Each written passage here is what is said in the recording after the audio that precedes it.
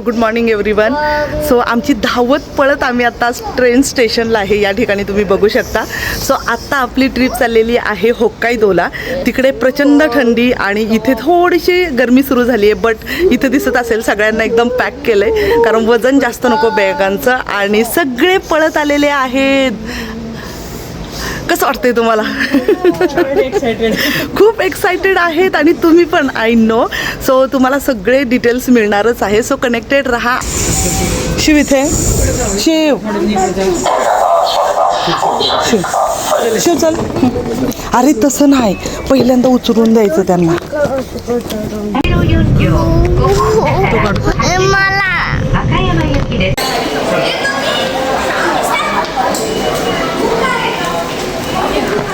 नाही आपण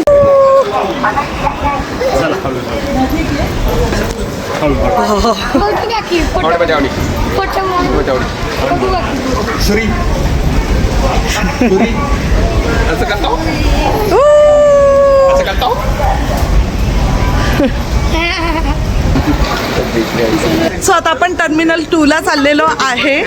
आणि येस, कुठे कुठे कुठे कुठे खाली जायचंय. Good good good good good good good good.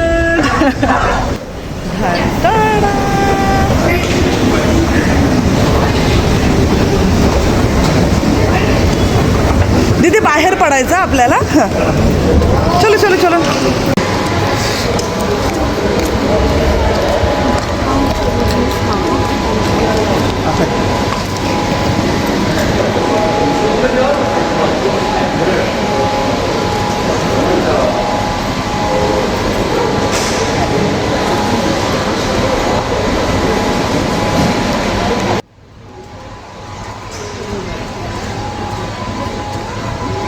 Hello everyone. Hello everyone. My name is Chutesh Pipingar. I'm 5 years old. 5 नाही, शिवतेश 7 years old झालाय.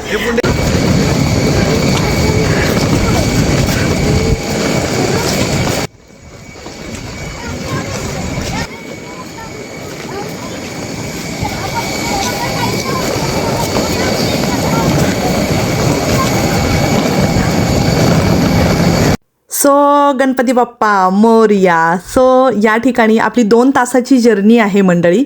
सो पीच एअरलाईन ही जपानमधली डोमेस्टिक जी फ्लाईट आहे ना, तर त्याचा आपण वापर केलेला. खरं डोमेस्टिक आहे, तुम्ही आतमध्ये गेल्यानंतर सुद्धा बघू शकता. मला खूप म्हणजे मी खूप अशी हे झाले सरप्राईज, बिकॉज आतमध्ये सीट वगैरे खूप छान होते. पाय वगैरे थोडेसे लांब करायला जागा होती.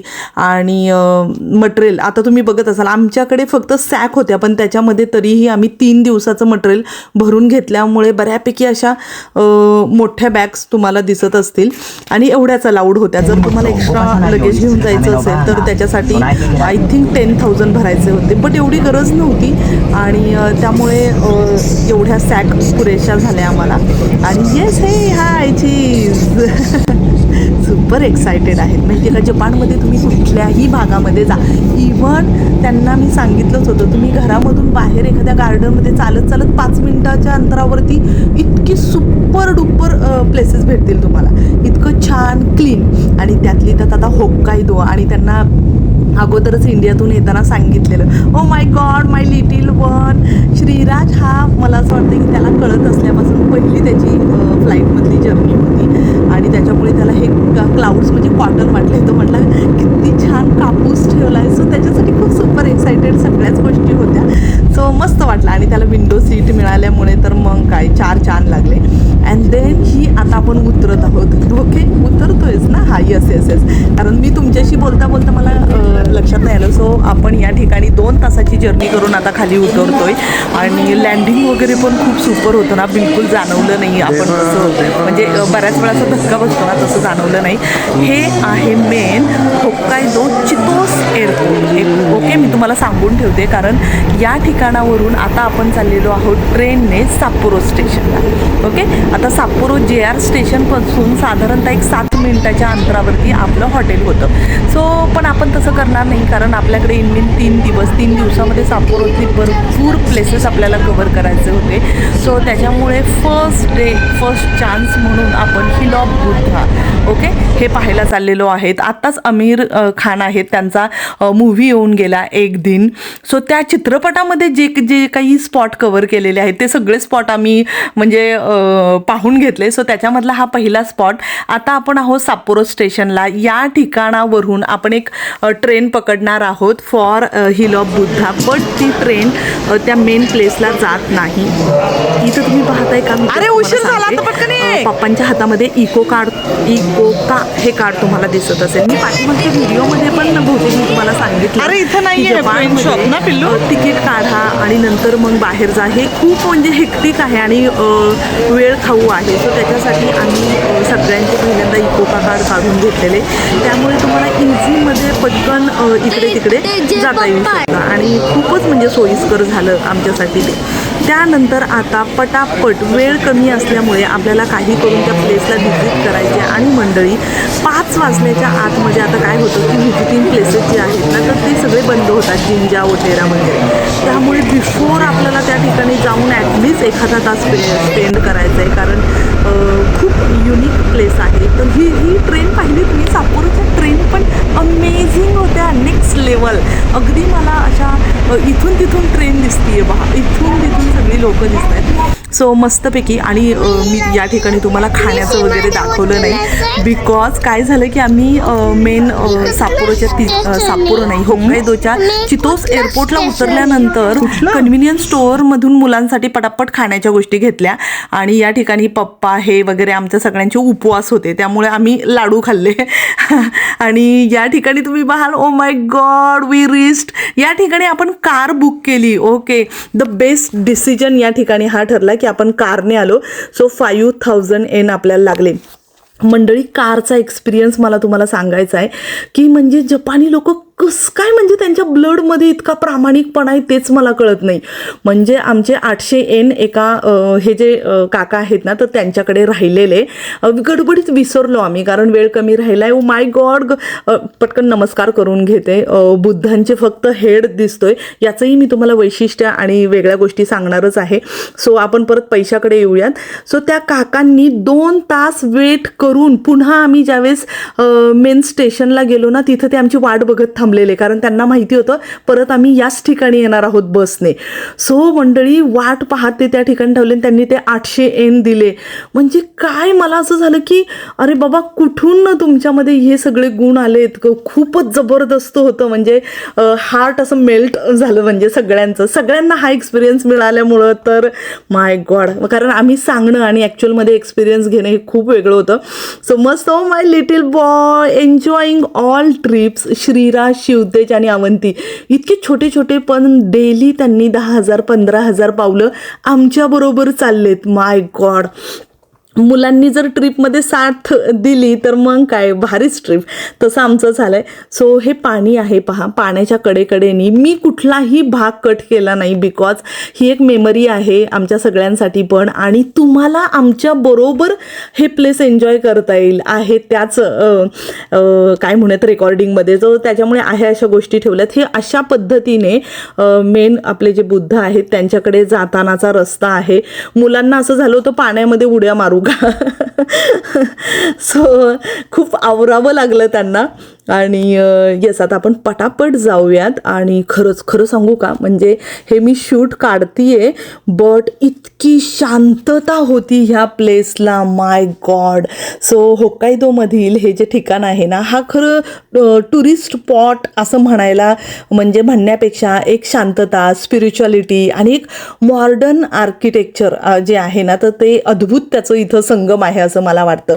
सो बाहेरून पाहिल्यानंतर मी जसं मगाशी दाखवलं तसं फक्त बुद्धांचं डोकं दिसतं की नाही, पण आतमध्ये आणि त्यामध्ये ना खरं खूप डीप कॉन्सेप्ट आहे. म्हणजे ही जागा जगप्रसिद्ध आर्किटेक्ट जे आहेत त्यांचं नाव काय होतं बरं, तादाओ आंदो. ओके, यांनी डिझाईन केली आहे. सो पूर्वी काय झालं होतं, या ठिकाणी फक्त बुद्धांचा एक स्टॅच्यू होता की जो पूर्ण उघड्यावर होता. लोक फोटो काढायला यायचे, मूर्ती बघायचे आणि पुढे निघून जायचे. पण तादाओ आंदो यांना असं वाटलं की लोकांनी फक्त बुद्धा म्हणून त्यांच्याकडे पाहू नये, तर त्या जागेची शांतता, स्पिरिच्युअलिटी जी आहे ती अनुभवावी. ओके, म्हणून त्यांनी संपूर्ण काय केलंय, बुद्धाभोवती एक टेकडीसारखं तयार केलंय आणि त्या टेकडीच्या वरच्या भागामधून फक्त त्यांचं डोकं दिसेल, चेहरा पण नाही, फक्त डोक्याचा भाग, एवढंच त्यांनी केलंय मंडळी. आणि मग काय झालंय पहा, आता त्याच्यामधला पण एक वेगळा तुम्हाला पार्ट सांगते. हा एक टनेल आहे जो आतमध्ये येऊन आपण आलो. इथं बऱ्याच गोष्टी आहेत. एक साऊंड, हा अवंतीने वाजवलं पहा, तो एक साऊंड आहे, तो वाजवल्यानंतर मस्त वाटतं, एकदम छान. मला तर अगदी मंदिरात जाऊन घंटा वाजवतो ना तसा फील आला. खूप छान, मस्त मंत्रमुग्ध करणारं सगळं वातावरण होतं ते. आणि हो, आता मला तुम्हाला सांगायचं आहे की इथली जी काही मोमेंट जे होतं, पीसफुलनेस होता, तर त्याच्यामधले तुम्हाला एक मला अर्थ असा सांगायचा आहे की ज्ञान आहे किंवा शांतता आहे किंवा स्पिरिच्युअलिटी आहे, या सगळ्यांपर्यंत पोहोचण्यासाठीचा एक म्हणजे एक प्रवास असतो. तो प्रवास म्हणजे तो टनेल, असं त्या आर्किटेक्चरच्या म्हणजे त्यांचं एक असं खांगाई खाता म्हणजे थिंकिंग होतं. त्यामुळे त्यांनी त्या पद्धतीची तशी मूर्ती बनवली. माय गॉड, अमेझिंग. सो कसं म्हणते मंडळी, ॲक्च्युली व्हिडिओ काढणं आणि आपल्या डोळ्यांनी बघणं, ओ माय गॉड, अमेझिंग होतं. खूप छान, फारशी गर्दी नव्हती, त्यामुळे खूप मस्तपैकी आम्हाला ते अनुभवता आलं आणि खूपच वेगळी शांतता होती तिथं. खूप छान वाटत होतं. आणि त्याच्या बाजूने पण मी तुम्हाला दाखवणार आहे. ओके, या ठिकाणी पण तुम्ही एक म्हणजे हळू आवाज जस्ट केल्यानंतर एक वेगळा आवाज येत होता. मी मुद्दामून खरं बहुतेक केलाय की काही कळत नाही आहे, बट बघूया. तुम्हाला ऐकू येतोय का? एकदा पाहून घ्या तुम्ही. माझा आवाज कमी येईल जर तो ऐकू येत असेल तर, अँड इट्स ओके, म्हणजे तुम्ही बघा. आता मला तुम्हाला सांगायचं आहे की या बुद्धांच्या आपण काय करणार आहे. ओके, श्रीराज, थांब. श्रीराज कसा करतोय, त्याला श्रीराजला बिलकुल असं वाटत नाही दादूला द्यावं, कसं करत होता. आता हे मी मंदिराच्या पाठीमागच्या बाजूने आले, तर इथे सुद्धा हे असे मूर्ती त्यांनी उभ्या केलेल्या आहेत. यांनाही खूप अर्थ असणार आहे. आता मला इतकं हिस्ट्री त्यांची माहिती नव्हती आणि तिथं सांगणारही कुणी नव्हतं. सो मस्त वाटलं, पण खूप छान, मस्त. मी श्रीराजला खरं इथं नमस्कार करायला सांगितला, तो पळून गेला. सो बघूयात, आपण पुढे जाऊयात. मी मुद्दाम किती छान म्हणजे काय काय लिहिलेलं आहे त्यांच्या भाषेमध्ये ना, खरं म्हणजे मला समजण्याच्या पलीकडं होतं. सो अमेझिंग, किती छान, मस्त मेडिटेशनमध्ये बसलेले आहेत. मंडळी, तुम्हाला कसं वाटतंय, म्हणजे हा व्हिडिओ जर तुम्हाला आवडला तर मला खरंच खूप छान वाटेल की एक अर्थपूर्ण माहिती मी तुम्हाला देऊ शकले, याचं समाधान पण असेल मला. कारण जशी माझी फॅमिली आहे तशीच तुम्ही माझे यूट्यूब फॅमिली आहात, की मी जे काही इथे जपानमध्ये अनुभवते हे सगळं मला तुम्हाला देता यावं आणि तुम्हाला त्यातून समाधान मिळालं तर मला समाधान आहे. सो छान, मस्त. ही समोरची जी दीदी दिसते ना, फोटो काढते, फोटोग्राफर आहे तिची, मस्त. ती पण यूट्यूबर आहे. सो तिने आमचे फोटो काढले काही. आणि बाहेर आल्यानंतर या ठिकाणी ही आता खरं ना, इथं जवळजवळ 1,50,000 च्या आसपास आहे ना लव्हेंडर कलरची झाडं लावलेली आहेत. जुलैमध्ये ना ती सगळी फुलतात, त्याच्यामुळे अगदी लव्हेंडर कलरमध्ये ते बुद्धांचा आतामा बुद्ध असं म्हटलं जातं. आतामा दाईबुत्सु म्हणजे कारण खूप फेमस आहे आतामा दाईबुत्सु, लक्षात ठेवा. त्यानंतर हे बाहेर जे त्यांनी असे स्टॅच्यू उभे केलेले आहेत, त्याच्यामुळे त्या प्लेसला एक वेगळीच मजा येऊन गेली आहे. आणि अजून सांगू का, इथं काम चाललंय. म्हणजे मी विचार करते अजून 1-2-3 वर्षामध्ये हे प्लेस म्हणजे one of the best place असू शकेल होक्कायदोमधलं. इतकी प्रचंड प्रशस्त जागा होती आणि त्या जागेमध्ये ते कन्स्ट्रक्शन आणि ते सगळं बाकीचं. ओ माय गॉड, कसला दगड आहे, बाप रे, खूप छान. म्हणजे ते स्पर्श केल्यानंतर पण खूप छान वाटलं मला, मस्त होतं ते. पलीकडच्या बाजूला आहे ना थोडंसं स्नॅक वगैरे असेल ना ते आपण घेऊ शकतो, पण इतकी थंडी होती त्यामुळे पटापट फोटो वगैरे काढले आणि थोडंसं एका ठिकाणी बसून आम्ही खाऊन घेतलं कारण भूक लागलेली. सो आणि त्यानंतर आपण थोडं इथून निघालो. मुलांना मज्जा वाटत होती, मस्त फिरायला वगैरे जागा मिळाली आहे छान. नंतर मी बिपिन सानला सांगून या ठिकाणी हे 2 फोटो काढले. इथून खाली एक रस्ता जातो मंडळी, अजून त्याचंही काम चाललंय. एकदा ते पूर्ण झालं ना तर जसं मी तुम्हाला सांगितलं, अमेझिंग अमेझिंग प्लेस होणार आहे. सो त्याच्यामुळे तुम्ही आत्ताचा व्हिडिओ बघून घ्या आणि यानंतर कधी मी पुन्हा त्या ठिकाणी गेले किंवा तुम्ही गेलात तर त्यावेळचं प्लेस याच्यामध्ये खूप मोठा फरक असेल. सो बाय द वे कसं वाटलं तुम्हाला ते सांगायला नक्की म्हणजे सांगा मला कमेंट करून. आणि आता आपण काय करूयात, अजून थोडंसं जवळजवळून फोटो घेऊयात आणि त्यानंतर आपण जाणार आहोत आपल्या हॉटेलमध्ये. पण या ठिकाणी बसचं टायमिंग ठरलेलं आहे आणि ते मगाशी जे आपल्याला कारमधून सोडून गेलेले काका आहेत ना, तर त्यांना खरं काही म्हणजे असं हे नव्हतं, पण त्यांनी आपल्याला सांगून ठेवलं की रिटर्न येताना हे टाईम टेबल बघून ठेव, या टायमिंगला बस येते, त्या बसनेच तू परत ये, कारण तुला परत 5,000 रुपये जातील ना. म्हणजे मला असं झालं होतं, प्रत्येक ठिकाणची लोक म्हणजे जपानी लोक खरंच खूप पोलाईट आहेत, खूपच म्हणजे दुसऱ्यांच्या मनाचा विचार करणारी आहेत, कधी असं हार्श वगैरे बोलत नाही. म्हणजे मी तर कधीच नाही ऐकलं. आणि त्यातली त्यात ह्या साप्पोरोमधली लोक तर मला अजून नेक्स्ट लेवलला वाटले. म्हणजे खूपच वेगळं जनरेशन आहे. म्हणजे आत्ताचं जनरेशन मी तुम्हाला सांगणार नाही. हे बघा, मी ते भरपूर मटेरियल घेऊन बिपिनला सानला सांगितलं हे फोटो काढा, मी पटकन बसकडे जाते, कारण मुलं वगैरे पण आहेत, थंडी वाजायला लागली आहे. सो त्यामुळे जस्ट मी तिकडे निघाले. आता मी तुम्हाला सांगेल की बरं कुठं होतं बरं आपण, ओके मी विसरले होते, बट ठीक आहे. सो एन्जॉय करा मंडळी. आणि येस, असेच व्हिडिओ पाहण्यासाठी माझ्या चॅनलला सबस्क्राईब करून ठेवा. आणि जर तुम्हाला असं वाटलं की हा व्हिडिओ बाकी लोकांनीही पाहावा तर त्यांच्याबरोबर शेअर नक्की करा. जपानबद्दल किंवा जपानी अजून काही बऱ्याच गोष्टी आहे, एज्युकेशनल असतील किंवा काही, तर तुम्हाला काही माहिती हवी असेल तर ती नक्की सांगा. म्हणजे त्याबद्दलचे व्हिडिओ वगैरे जे आहेत ना, तर ते मी तुमच्यासाठी नक्की बनवेल. आणि ही आमची साधारणतः 15 दिवसाची जपानमधली ट्रिप आहे. सो त्याच्यामधला हा मला वाटते साप्पोरोचा 7वा दिवस होता आमचा. सो इथून पुढचेही आहेत तर तेही मी व्हिडिओ नक्की टाकेल. ही बस आम्हाला त्या ठिकाणी मिळाली, ये हॅपी फेसेस. आणि खरं तर दिवसभर आम्ही सकाळी लवकर उठल्यामुळे सगळेजण दमलेत. कधी एकदा आता रूमवरती जातोय आणि जेवण वगैरे करून पडतोय असं झालंय. सो बस किती छान आहे पहा. ही होक्काई साप्पोरोमधली बस आहे, मला खूप आवडली. सगळीकडे जा क्लीन म्हणजे स्वच्छता जी आहे ना ती तुम्हाला पाहायला मिळेल आणि खूप छान वाटलं मला तर.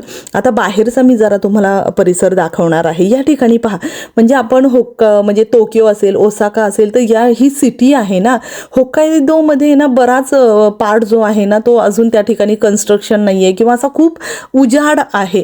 आणि येस, आपण आता परत साप्पोरो स्टेशनला आलेलो आहे. इथून आपण काय करूया माहिती आहे, चालतच एक 7 मिनिट्सची जर्नी आहे आपल्या रूमपर्यंत, तर तिथे जाऊयात. ओके, एकच मिनिट. हॅलो ये साप्पोरो स्टेशन मस्त होतं स्टेशन, अगदी छान. पहा, तुम्हाला एकदम लाईव्ह व्ह्यू पण दिसत असेल. आणि इथून आता थोडं अंधार पडायला लागलाय ना, सो त्याच्यामुळे थोडंसं ग्लुमी असं वातावरण दिसत असेल, असं ब्राईटनेस जरा कमी दिसत असेल. सो आता आपण काय करूया, ओके, बिपिन सर मॅपच्या थ्रू बघतायत कुठल्या बाजूला जायला लागेल आपल्याला. सो येस, लवकरच आपण तिथं पोहोचूयात. मला तुम्हाला रूम पण दाखवायची, म्हणजे साप्पोरोमधली जी काही रूम आपण घेतली होती, जेवढं स्टेशनच्या जवळ घ्याल ना तर तेवढी रूम छोट्या. आणि दुसरी गोष्ट म्हणजे पैसे पण जास्त लागतात, कारण स्टेशनपासून जवळ. थोडंसं लांब जर घेतलं किंवा जर तुम्हाला किती छान लिहिलंय ना बिल्डिंगवर, थँक्यू, मस्त. पलीकडच्या बाजूने काहीतरी अजून एक गुड मॉर्निंग का काहीतरी असं आहे, मस्त वाटलं होतं मला पण. सो साप्पोरो हेकीचं ते घड्याळ आणि भरपूर गोष्टी. आता साप्पोरो स्टेशनपासून तशा बऱ्याच अशा गोष्टी आहेत की ज्या आपल्याला एक्सप्लोअर करायच्यात. आणि येस, छान वाटलं म्हणजे एकंदरीत. आणि आता तरी साकुरा, येस, हे तर तुम्हाला मी सांगितलंच नाही, होक्काइदोमध्ये साकुराचा सीझन चालू होता, कारण आपण एप्रिल एंडला गेलो ना. सो तिथं एप्रिल एंड म्हणजे साधारणतः 27-28 तारखेपासून ते मेचा पहिला आठवडा हा साकुराचा असतो. अशा पद्धतीने भरपूर थंडी. आणि आता आम्ही आमचं हॉटेल शोधतोय, कुठे आहे हॉटेल. सो इकडे भरपूर दमली आहे गँग. ओसाकामध्ये एवढी थंडी नाही आहे, पण इथे होक्काइदोमध्ये प्रचंड थंडी आहे. त्यामुळे फायनली आता आम्ही फिरून आलो. बुद्धा हिल ते पाहून आलो आहे. त्याच्यानंतर जस्ट बघत असाल, ओ वाव, अमेझिंग.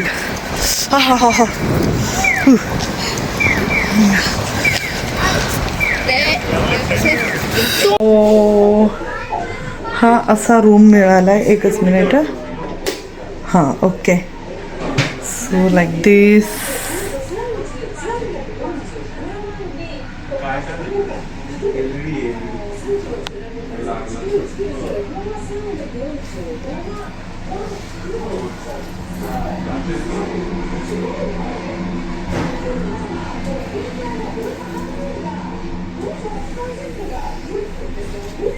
इथे काय? वा ओके. या बाजूला टॉयलेट आहे.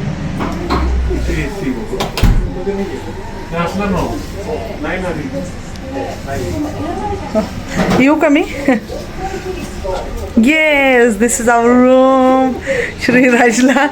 श्रीराजला या ठिकाणी मस्तपैकी दूध दिलंय.